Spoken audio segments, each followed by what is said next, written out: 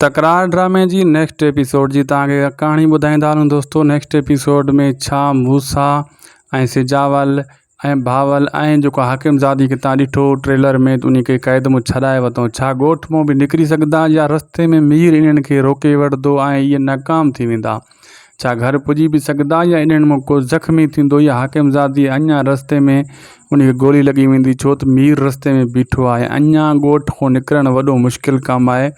इन जी सॼी तव्हांखे तफ़सील ॾींदासीं इन नंढड़े वीडियो में। पहिरियां हिन वीडियो खे पूरो ॾिसो ऐं थी सघे तो उदासी TV यूट्यूब चैनल खे सब्सक्राइब करणु न विसारींदा। फेसबुक पेज ते अगरि ॾिसी रहिया आहियो त उनखे बि फॉलो लाइक शेयर ज़रूरु कंदा।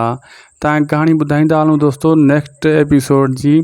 पहिरीं ॻाल्हि दोस्तों, नेक्स्ट एपिसोड में त इन कुटको ॾेई जेका बि गेट ते बीठा हूंदा नवाब खान जे ॻोठ जे दर ते, त उते जेको आहे भावल मूसा इन्हनि खे धकु हणंदा ऐं गार्डन खे कुटको ॾींदा, घिरी वेंदा उन घर में ऐं उतो हाकिमज़ादी खे छॾाईंदा। ऐं तव्हां ॾिठो हाकिमज़ादी खे छॾाइण ऐं उते नैना बि चवंदी मूसा खे, मूसा मां तोसां हलण लाइ तयारु आहियां, लेकिन मूसा चवंदो मां बेगरत न आहियां नवाब खान वांगुरु जो पराए नंगनि खे वठी वञा। उहो चवंदी मुंहिंजी तलाक मूंखे मां वठणु चाहियां थी नवाब खान खां, तोसां हलणु चाहियां थी।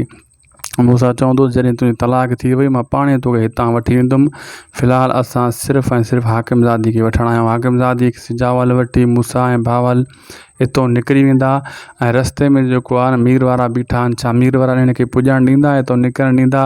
बिल्कुलु दोस्तों, जीअं ही निकिरी आया आहिनि ॻोठ में अची पुॻा आहिनि अहिड़े हिसाब सां हितां बि निकिरंदा, लेकिन थोरो घणो हू हा हिननि जे पोयां थींदो, ठीकु आहे न। पोइ बि हितां कहिड़े न कहिड़े तरीक़े सां फ़िलहालु हितां निकिरी वेंदा। लेकिन नवाब खान खे त कमरे में बंदि करे वेंदा आहिनि, लेकिन जीअं सुबुह थींदी बाद में नवाब खान पहिरियों त मूसा जे लाइ ऐं भावल जे लाइ बाहि ॿारींदो, छो त मूसा जे ॻोठ में वेठो आहे। मूसा कोशिशि कंदो त हितां ॿाहिरि हिकु पासे करे वञा, लेकिन मूसा जो पोड़े खे केरु हथु हलाईंदो?